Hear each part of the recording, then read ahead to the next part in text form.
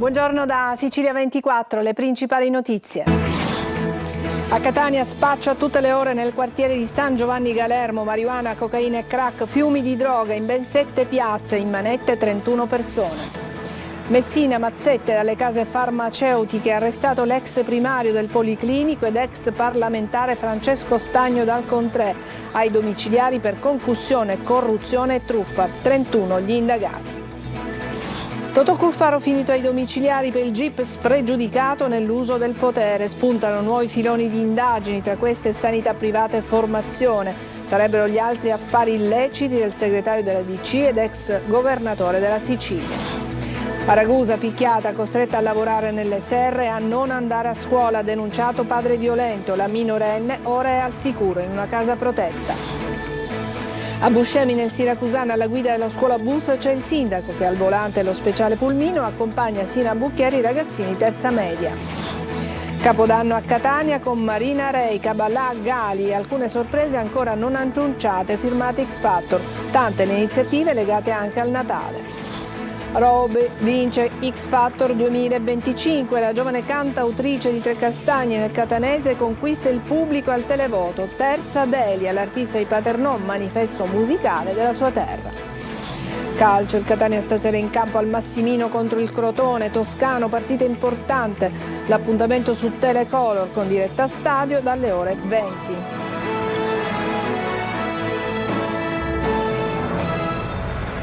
Bentrovati, iniziamo con la maxi operazione antidroga avvenuta a Catania da parte dei carabinieri nel quartiere di San Giovanni Galermo. Sono state arrestate 31 persone, 7 le piazze di spaccio smantellate. Desiree Ferlito. Cocaina, crack e marijuana. A San Giovanni Galermo, quartiere catanese, si spacciava ogni tipo di sostanza stupefacente. Grazie al blitz dei carabinieri è stata smantellata un'organizzazione dedita allo spaccio. 31 le persone arrestate nell'ambito dell'operazione denominata Angolo. Sono tutte accusate a vario titolo di spaccio di stupefacenti. 3 degli indagati, nonostante si trovassero già ai domiciliari, continuavano la loro attività di pusher. 7 le piazze di spaccio, tutte ubicate nel quartiere di San Giovanni Galermo, in particolare in via Capopassero. Gli indagati per cedere la droga si sarebbero avvalsi anche di minorenni. Un sistema gerarchico caratterizzato da turni e orari prestabiliti, idonei a coprire le 24 ore, 7 giorni a settimana, a prescindere dalle condizioni meteorologiche, con un soggetto avente il ruolo di capoturno chiamato patrozzo, incaricato di controllare l'efficienza del gruppo, avvalendosi di vedette, pronte a segnalare l'eventuale presenza di forze dell'ordine. E adesso a Messina, mazzette dalle case farmaceutiche, è stato arrestato Francesco Stagno dal Contrè, ex primario del Policlinico di Messina ed ex parlamentare, ai domiciliari per concussione, corruzione e truffa. 31 gli indagati, fra medici, rappresentanti di aziende farmaceutiche. Sentiamo Francesco Triolo.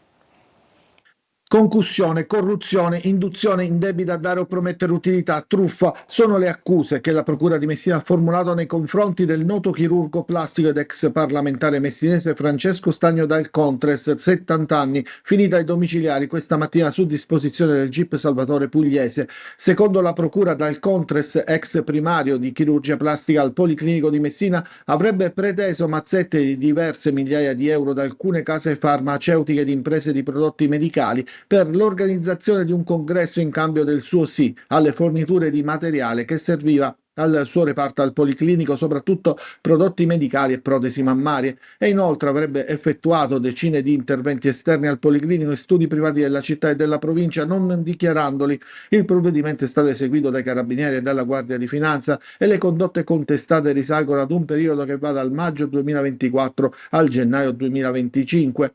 Sotto la lente di ingrandimento dei magistrati, contributi economici delle aziende farmaceutiche sotto forma di sponsorizzazioni, iscrizioni, cene sociali in occasione dell'organizzazione del congresso promosso dall'associazione della quale era responsabile scientifico. Contributi ottenuti, si è potuto stimare, in oltre 700.000 euro, nella maggior parte dei casi tramite semplici richieste o sporadicamente mediante minacce esplicite ai fornitori del Policlinico, prospettando come corrispettivo facilitazioni nel rinnovo dell'appalto per la fornitura dei prodotti medicali. L'inchiesta, coordinata dalla procuratrice aggiunta Rosa Raffa con le sostitute Giorgia Spili e Anna Maria Arena, vede allo Stato complessivamente 31 indagati tra medici, titolari delle imprese produttrici di farmaci e prodotti medicali, infermieri e operatori sanitari. Il provvedimento del GIP prevede anche il divieto di esercitare la professione sanitaria per un anno nei confronti di una dirigente medica del reparto di chirurgia plastica del Policlinico e per una ostetrica esterna. Disposto il sequestro ad Alcontres di circa 60.000 euro.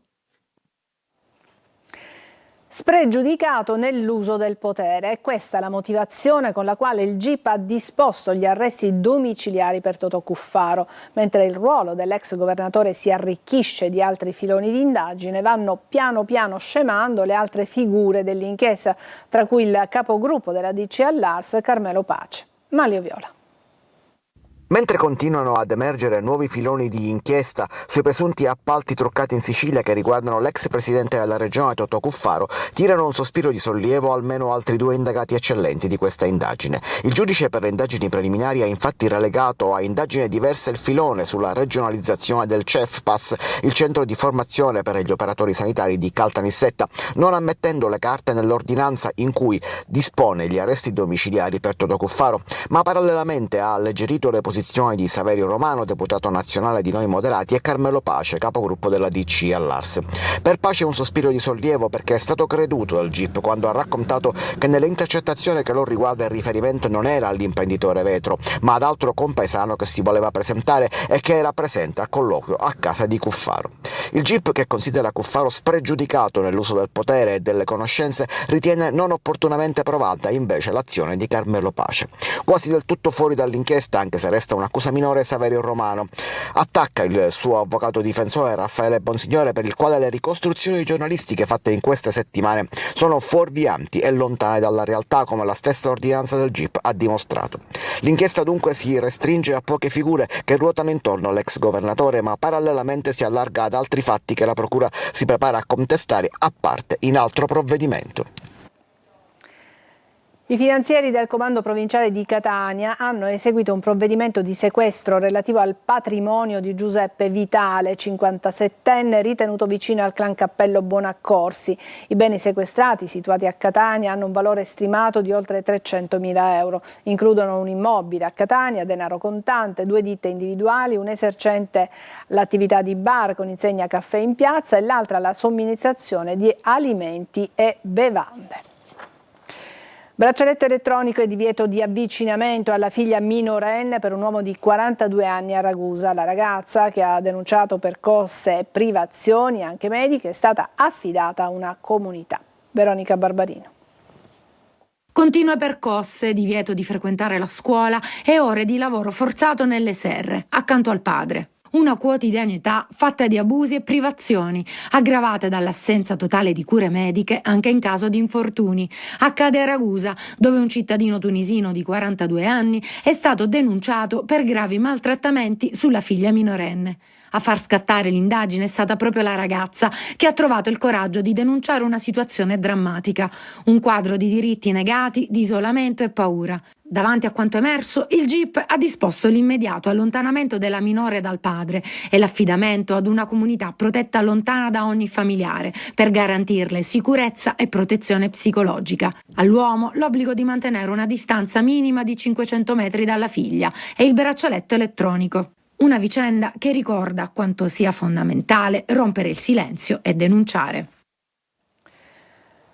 E adesso parliamo di un'evasione fiscale di oltre 1 milione di euro scoperta alla Guardia di Finanza di Palermo sulle concessioni demaniali dei 30 enti commerciali e non che forniscono l'ormeggio a 1.500 imbarcazioni. Circa la metà è risultata non in regola con il versamento dell'imposta municipale unica. Le ispezioni delle Fiamme Gialle hanno accertato l'uso del bene demaniale dato in concessione per finalità non attinenti o totalmente differenti allo scopo, sottraendolo alla libera fruibilità. Fuori programma, ieri durante la festa di Santa Barbara a Paternò crolla una delle varette che accompagnano la processione, nessun ferito, ma sentiamo con Lorena Dolci. Sono quasi le 21:30 quando in via Circonvallazione a Paternò si snoda la processione per la festa di Santa Barbara, patrona della città. Il fercolo è come al solito preceduto dai cerei, detti anche varette, che da secoli illuminano il percorso della santa in rappresentanza dei mestieri e corporazioni. Poi l'incidente. Il portatore del cerio che si trova davanti cade bruscamente. Il contraccolpo ricevuto dalla struttura è così forte che la varetta si spezza in due e rovina pericolosamente per strada. Nessuno si è fatto male, qualcuno grida al miracolo. Il malcapitato è uscito indenne dalla caduta e la parte superiore del cerio, peso totale 900 kg, è caduta tra la folla senza ferire nessuno. Quindi l'applauso liberatorio dei fedeli. La varetta danneggiata è stata immediatamente messa in sicurezza e rimossa con un carro attrezzi. Tanti puntano adesso il dito contro la disastrosa situazione delle strade, piene di buche e senza manutenzione.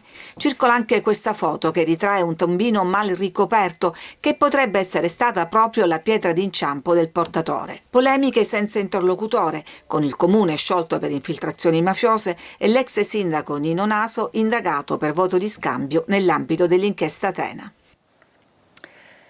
I ragazzini di terza media di Buscemi, nella zona montana del Siracusano, devono andare a Bucchieri per l'orientamento scolastico, ma spostarsi diventa un problema, così il sindaco ha deciso di fare l'autista, accompagnando lui stesso gli studenti a bordo di un pulmino. Francesco Aloi.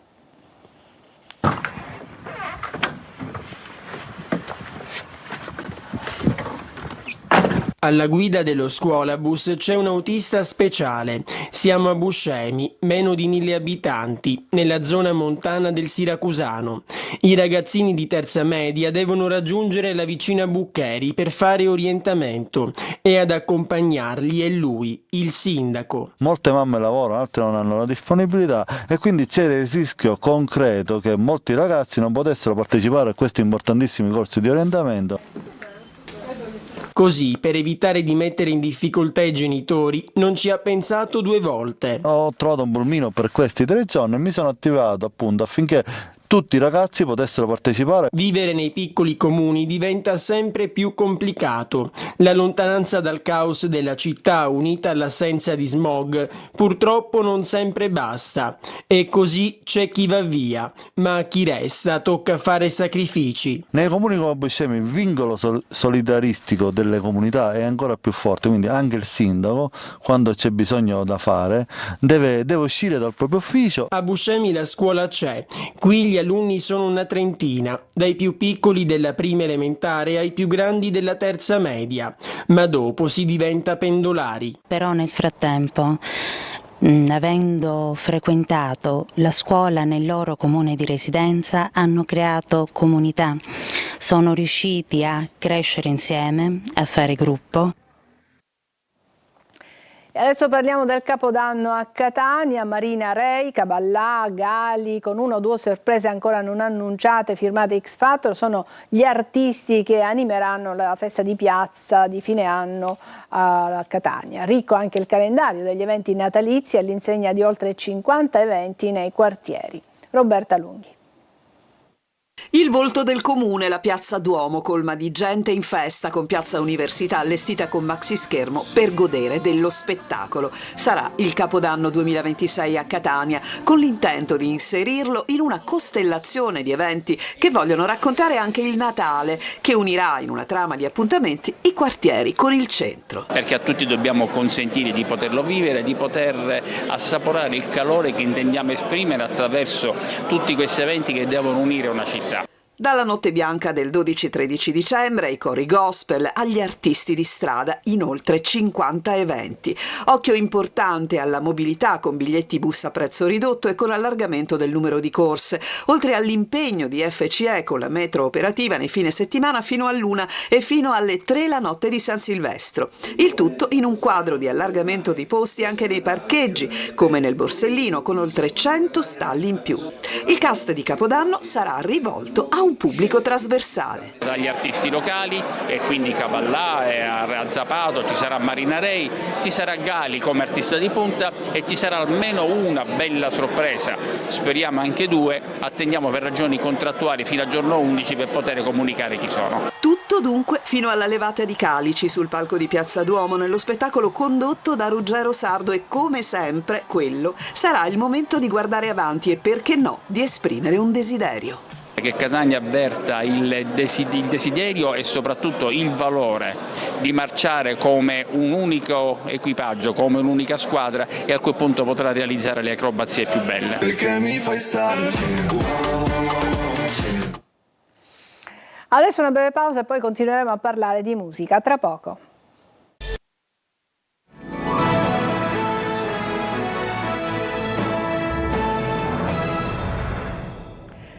All'ospedale San Giovanni di Dio di Agrigento la musica entra nel reparto di oncologia e regala momenti di spensieratezza ai pazienti. È andato per noi Davide Sardo.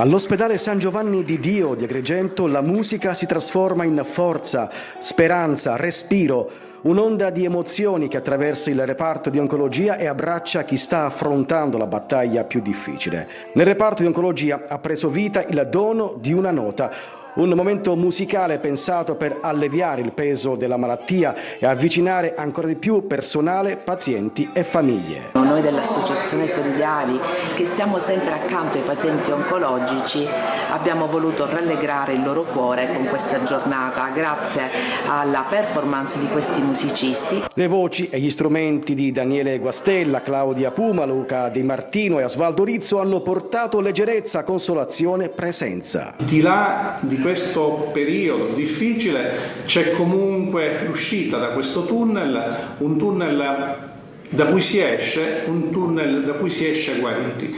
Un'ora di musica che diventa molto più di un concerto, un dono che lascia tracce di luce.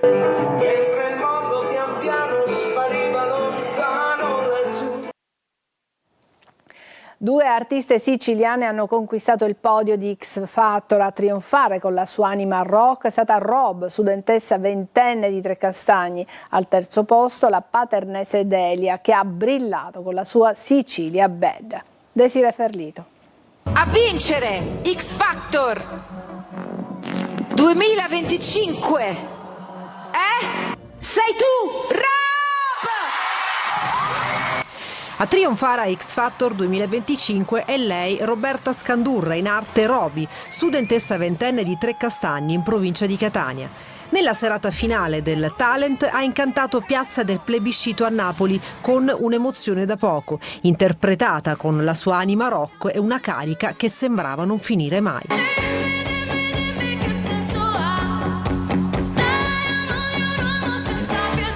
Presenza scenica, carisma e un sorriso che disarma. Rob si è subito distinta sin dalla prima audizione e alle domande sul suo look ha risposto così.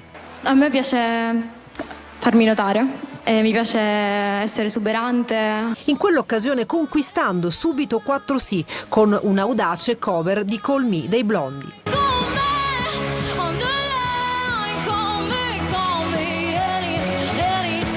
Rob ha conquistato la vittoria superando il super favorito Ero Caddeo e la paternese Delia, terza classificata. Un altro talento straordinario che ha portato in alto la Trinacria. Delia ha conquistato il podio con un brano inedito, Sicilia Bella, un'inna a una terra che i giovani non dovrebbero mai dover lasciare.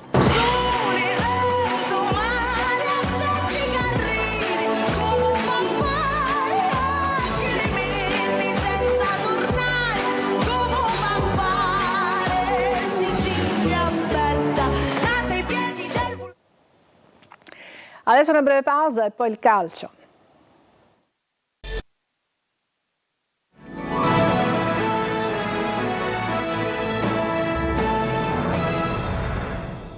Eccoci al calcio, l'obiettivo è confermare il primo posto in classifica. Il Catania ospita questa sera al Massimino il Crotone. Vi ricordo la nostra trasmissione diretta stadio su Telecolor a partire dalle 20 per seguire insieme la partita.